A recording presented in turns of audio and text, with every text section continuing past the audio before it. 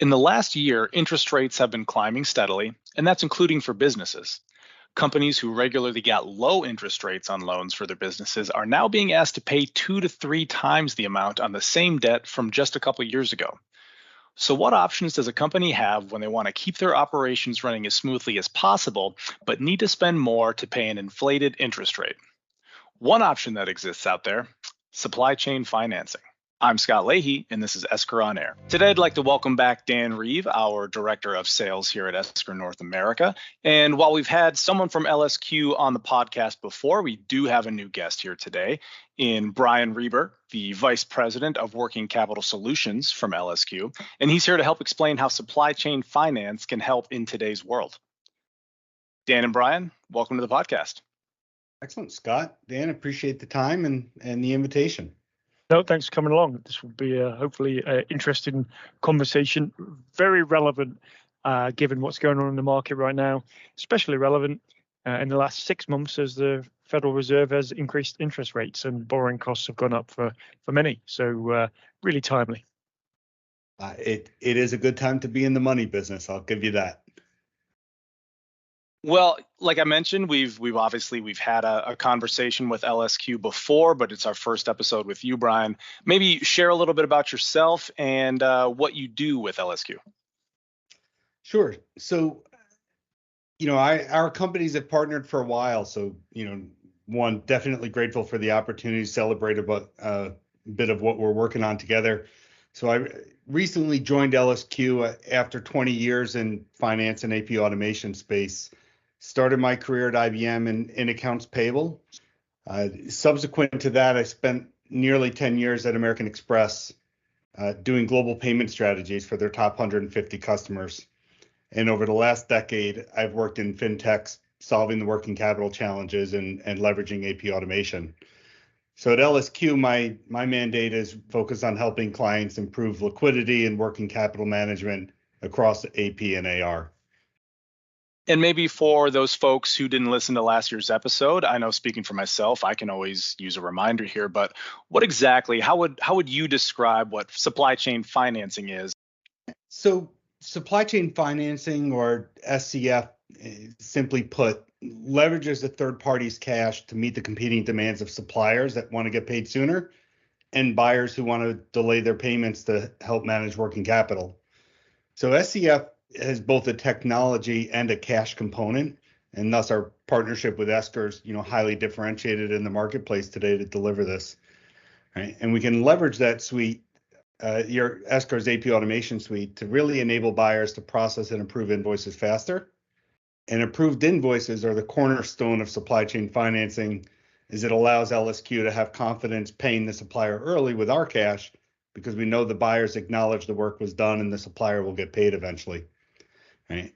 And this directly aligns with what we're seeing in the marketplace with interest rates and inflation, because SCF is frequently viewed as, quote, free money for corporates when financing their business. Right? So as external interest rates rise, the relatively cheaper cost of money for supply chain financing that we create for both suppliers and buyers creates a lot of value for the organization. Yeah, and so the last time we here at Esker, we spoke to LSQ, it was about a year ago, and that can be a pretty long time. A lot can happen in that period of time, especially with interest rates, what they are, and inflation, and all of those financial buzzwords being thrown around. But how has that been affecting the market and maybe people's need for SCF? Sure. So, I think everyday people, we can relate to the idea of rising interest rates and inflation in our daily lives. When we see groceries cost more, cars cost more. If you've moved or bought a house recently in the past year, you realize mortgage rates are way higher than they've been in the past 15 years. But what we likely don't think about is what's that impact on corporates, right? And companies, if we want to think about it from a corporate perspective, companies typically borrow money to fund their operations, make acquisitions, invest in growth, hire new talent. And over the past 15 years, banks have been pretty eager to lend money with super low interest rates, and companies soaked it all up. Right? And in 2002, the world changed, and quickly.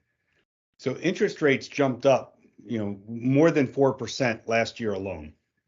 And for perspective, they've been roughly the same for the previous 15 years.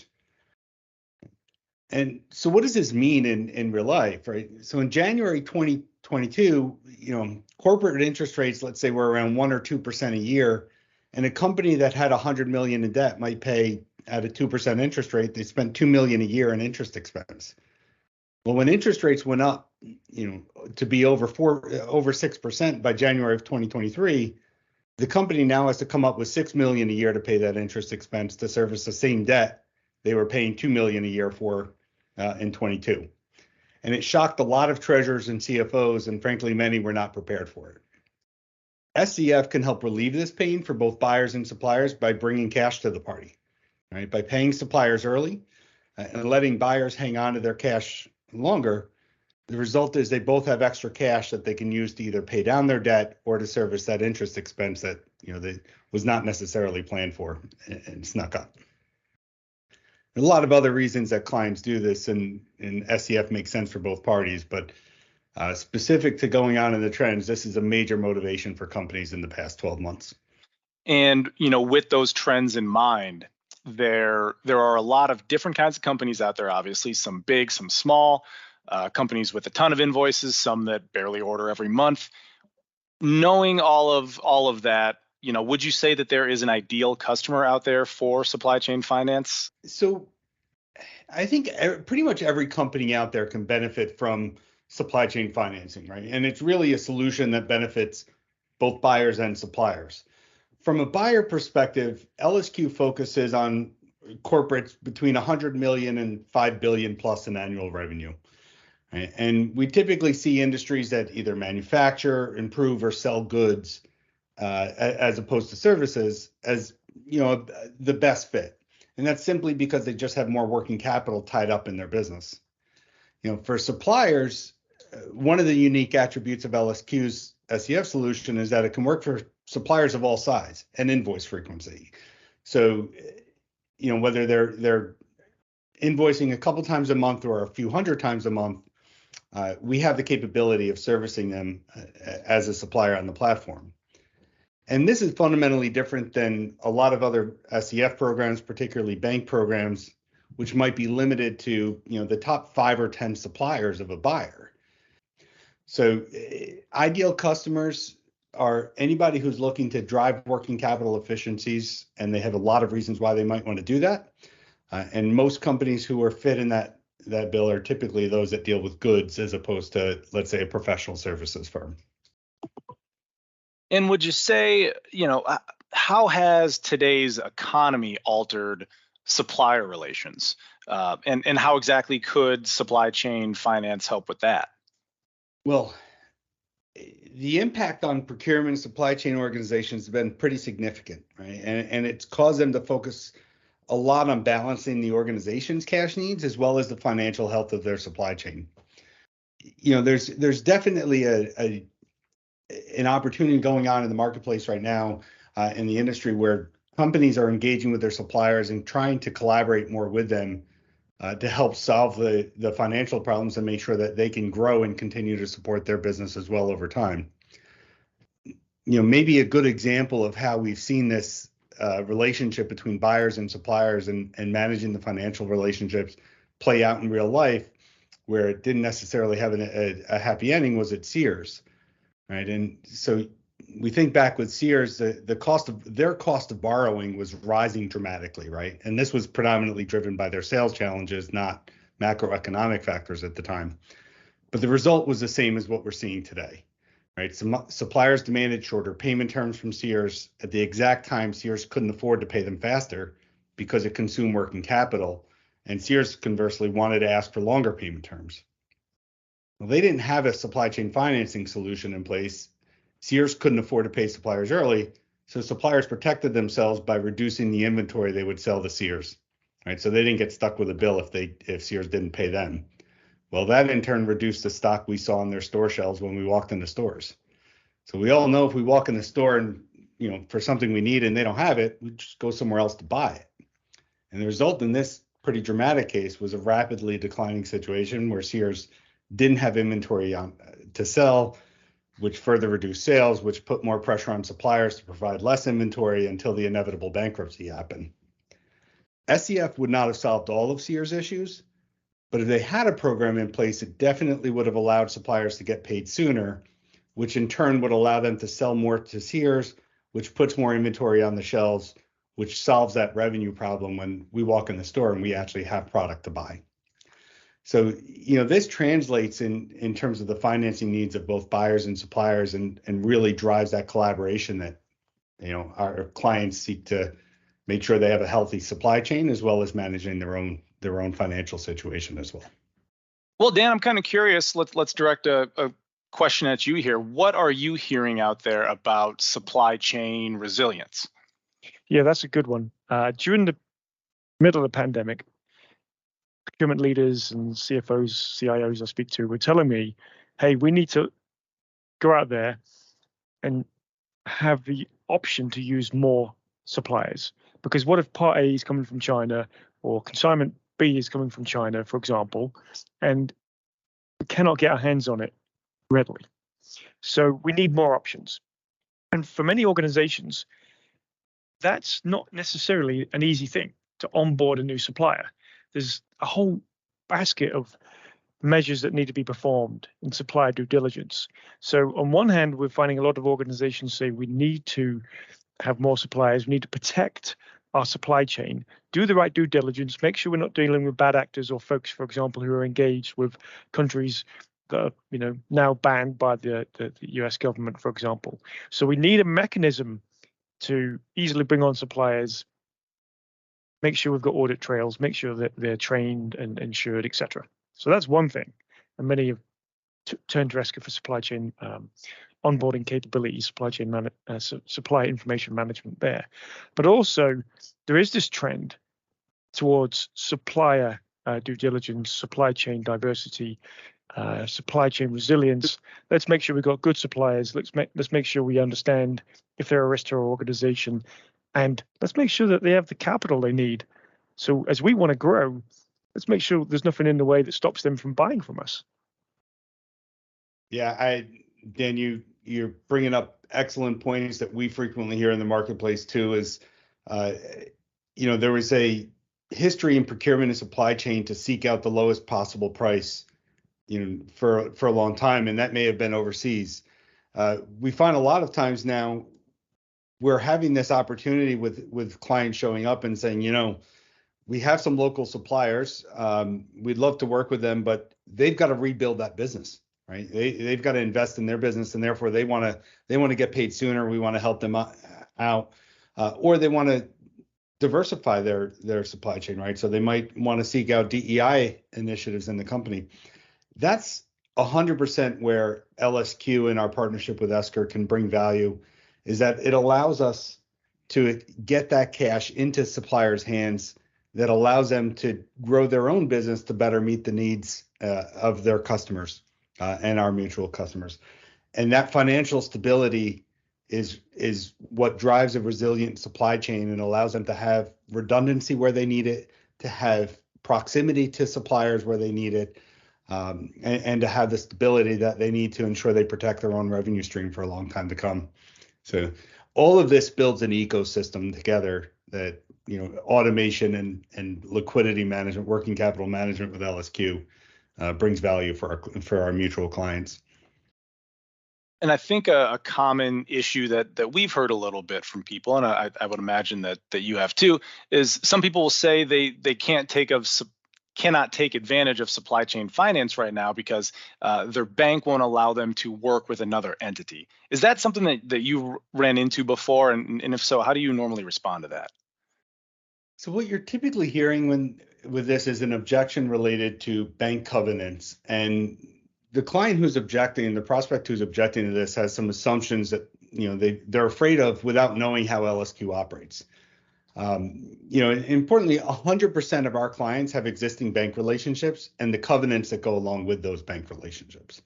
Right? And we also have a lot of banks in our network already, so who introduce us to their clients on a daily basis. Right? So our partner network in the bank world is pretty substantial.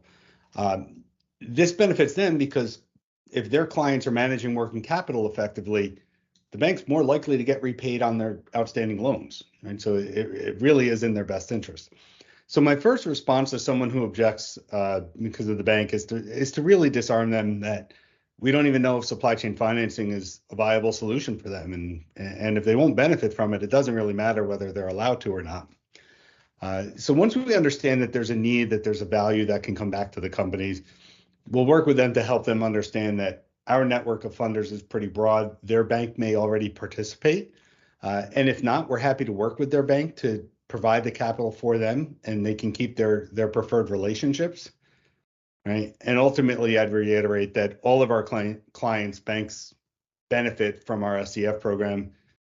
And Dan, I'm curious too. Why would a payables leader have an interest in what we've been talking about here? All this stuff with supply chain finance. Yeah, there's been a trend for a few years. People have been talking about this concept, this nirvana of turning accounts payable into a profit center as opposed to a cost center. And ultimately, there is now this opportunity for the payables leader to, yes, fine-tune, optimize the process so that suppliers can be paid early, and staff can actually be freed up to go and do interesting, more valuable work, so they stay and they progress within the organization. But if there's a more strategic play they can tap into, and that is the CFO and the treasurer often have goals to improve working capital. So this is a mechanism to improve working capital, to find more savings, hundreds of thousands of dollars in many cases. And it's a means that those savings can be tied back to the work of the AP department, and can be tied back to pay for any technology like an Esker solution, for example. So it's really it's a means to self. It's a solution that pays for itself. That's my take on it, Brian, of what I've seen. How do you see it? I would say all of the above. You definitely hit some of the key points, right? I think if I'm an AP manager or an AP director, quite frankly, one of the things I might aspire to do in my career from a development perspective is be a controller and continue that learning path. So I think supply chain financing is going to give them an audience at an executive level, and I don't think we want to lose sight of that motivation and internal motivation that clients and people may have. I think from a business perspective, this also makes sense because we can create that funding mechanism to reinvest in accounts payable. Right. So most AP leaders I know have a desire to invest in their team, invest in the systems and processes that they're leading, and this will give them a mechanism for doing that with executive sponsorship as it meets other corporate goals too. Right? And then the third thing I would say is very tactical, but it's meaningful. Accounts payable is often a thankless job. Right? There is incessant inquiries of where's my check, or I got my check, but what did I get paid for? And the partnership with LSQ and Esker gives AP the ability to provide that visibility both internally and externally that will reduce inquiries into AP, right? When suppliers get paid on time and they use the ability that we both create to notify them of what they're being paid for, there's a lot less phone calls coming in, disrupting the business of both AP and the business of the organization who might first take that call with a supplier relationship. So it makes life a lot easier, a lot less headaches. And of course, that makes for a happier finance team in AP when they go home at the end of the day. One of the trends we're seeing right now, and finance leaders tell me they're really struggling. Previously, before the pandemic, maybe 20%, 25% of the AP's time was spent answering questions. When am I going to get paid, and how much will I be paid, and what are you paying off? Because the receivables team on the other end at the supplying organization, they need that. They need to plan what's going on. They need to plan operations and cash flow. But today, folks are saying, hey, that's at least 30% of our time. We spend all this time simply answering, when are you going to pay me? What are you going to pay off? And that's not freeing up our people to go and do the type of work that's really valuable. Let's do some audits. Let's look at where there's friction between our organization. Let's free up our staff to go and do a little project between IT and the business, where new aha moments are discovered. The CFO at Ball Horticultural he coined that term. He says, I need to give the staff the time to go and to think and to examine processes, and before you know it, they'll find an aha moment and say, there's really an opportunity here. So I think this all ties back into using technology, not just for savings, but to free up people to do their best possible work, the type of work that they enjoy, and therefore they're more likely to stay and progress within an organization. So the idea here is that companies would have more money on hand by using supply chain financing. What have you seen as common ways companies have used that improved cash flow to their benefit? Yeah, so clients definitely have a lot of motivations for deploying a supply chain financing program, but each company has their own nuances to what's the biggest driver for them. Common themes we see are support existing debt obligations, improve liquidity, strengthen their supply chain when they really want to make sure their suppliers are doing okay. They might use this to drive M&A opportunities, right, to support acquisitions and gain market share, or simply to meet a working capital initiative or goal that they have at a company level. Yeah, Scott, if I could add something there, I think what finance leaders, CFOs, CIOs say to me is, or share with us, I should say, is very few seem not to have some kind of working capital initiative right now.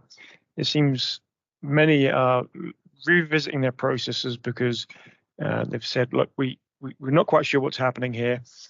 Feels like we need to lock down the ship again, make sure we're effective. And of course, we need tools and technology to make sure that folks in supply chain, customer service, procurement, order management, etc., can enjoy their work and they can work remote and they can be efficient, take advantage of technology, AI, etc. However, we still need to lock the ship down. And on there's three key ways you can improve working capital. One, let's be really efficient in how we receive orders, ship our products, take care of the customer, and then go about collecting our money. So sending the invoice, chasing up the cash, applying the cash. You can focus on making sure that you are highly effective with inventory. You turn your inventory quickly, or you manage your inventory really well. Esker's not really doesn't have a huge play there. Let's be honest. On order to cash, yes, and procure to pay, yes. So there, folks say what we're trying to do is make sure we have a really good, efficient procure to pay process, both to give us visibility as to where our spend is going, to maybe do more tendering and sourcing, because that's an opportunity to improve our efficiencies and find more cost savings by putting more out to tender and introducing more competitiveness. And then we get into this idea of supply chain financing, and folks have said, look, perhaps we want to improve working capital, extend DPO, so that our balance actually looks really good. Well, if you're then going to engage in things like dynamic discounting or supply chain financing in particular, the analogy I like to use is the invoice needs to move around the organization at the speed of 1,000 gazelles. Because if you're going to try and ask those suppliers to or invite them to take an early payment discount, if it takes forever for the invoice to flow around your organization and get coded and approved, well, the treasurers at the buying organization, the finance team, they're probably less likely to say, oh, okay, we'll sign up for getting paid early and taking a discount. They can't do that because that invoice is still stuck in your organization, hasn't been coded, approved, cleared, posted into the ERP, ready to go. So what we find right now is there seems to be an elevated focus, given the cost of borrowing money has gone up so much, because CFOs are saying, I need to navigate my organization through the current times, be prepared for the worst.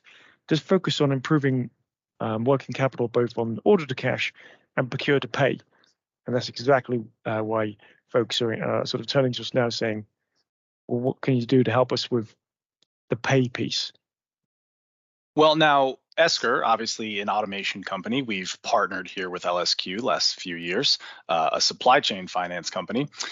Why do you need payable automation to make SCF work? And I think we'll start with Dan here, but Brian, feel free to add in with your thoughts as well. Yeah, I think I was alluding to that a little just there, which is you have to effectively beat the hurdle rate that the treasurer at the buying organization, at the supplying organization incurs. In other words, everybody has a certain amount that you pay to borrow money or to have cash flow readily available. So if the invoice moves around, let's pretend there's an organization using Esker for accounts payable or procure to pay. If the invoice moves around that organization really quickly and is available to be paid within a matter of days, as opposed to standard terms, which might be net 30, net 45, net 60, well, then it becomes more interesting because suddenly that's a way for that the supplying organization, for the treasurer at the supplying organization to bring in cash at a cheaper rate than they might be able to have right now. Brian, would you elaborate on that? Yeah, so I think it's a great question, right? And we get asked that all the time when we show up with mutual customers or prospects together, right? And so what I would say is, in my opinion, LSQ is the best supply chain financing company in the industry. But for us to accelerate cash to suppliers, we need an approved invoice from the buyer. And thus, we decided to partner with the best AP automation company in the industry that delivers a world-class solution, right? Optimize AP and working capital, and delivers the highest ROI possible for our clients. And the AP automation that Esker provides gives us the ability to pay a supplier as soon as 2, 3, 5 days after the invoice has been received. And of course, once we have an approved invoice at LSQ, our suppliers are typically paid in a matter of hours, right? And certainly within one business day. And that speed of payment is what drives all of these organizations. So this partnership makes absolute sense and drives real value for our CFOs and treasurers, both their buyers and suppliers, because it allows us to increase visibility, increase control, accelerate the payment to the supplier the maximum amount possible, right? And gives the ability for our buyers to better manage their terms when they can say to a supplier, we're going to consistently pay you early, and the supplier doesn't respond with, well, you've paid me 30 days late for the last 5 years. How are you going to start paying me early anymore? And now we could say, because Esker can deliver that with you. Great chat as always. I think just want to say thank you to Dan and Brian for being guests here today. If you have any questions or are interested in learning more about LSQ and their relationship with us here at Esker, you can always find contact information in the show notes. As always, if you're interested in learning more about Esker directly, you can find us at esker.com. Thanks for tuning in today, and we'll talk to you next time.